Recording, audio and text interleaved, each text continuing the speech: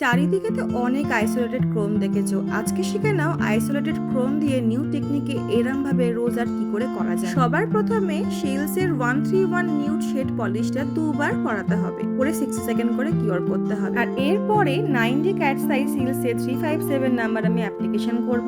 করার পরে একটা ভালো ম্যাগনেট দিয়ে এর যে ক্যাটালিস্ট গুলো রয়েছে সেগুলোকে অ্যাক্টিভেট করব এবং তারপরে সেটাকে কিওর করব 60 সেকেন্ডের জন্য। আর ঠিক তারপরে ভেলভেট টপ কোট আমি অ্যাপ্লিকেশন করে পুরো বেসটা ম্যাট করে নেব। আর তারপরে এটাকে ভালো করে বাফ করে নিতে হবে, কিন্তু খুব হালকা হাতে যেন বেস নষ্ট না হয়ে যায়। তারপরে ডাস্টিং করে আমি এখানে সুন্দর একটা ব্ল্যাক কালার দিয়ে রোজ এঁকে নেব। আর ঠিক এই রোজটা এঁকে নেওয়ার পরেই দেন 60 সেকেন্ড কিওর করতে হবে। আমি এর উপরে রেড কালারের একটা ক্রোম অ্যাপ্লিকেশন করব। আর এই রেড কালারের ক্রোমটা অ্যাপ্লিকেশন করার পরে ডাস্টিং করে এক্সেসগুলো আমি বের করে নেব।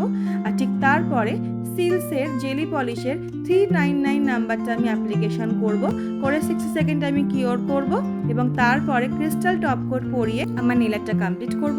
তো ফাইনাল রেজাল্ট কেমন হলো আমাকে অবশ্যই কমেন্ট করে জানিও। দেখা হচ্ছে পরবর্তী ভিডিওতে।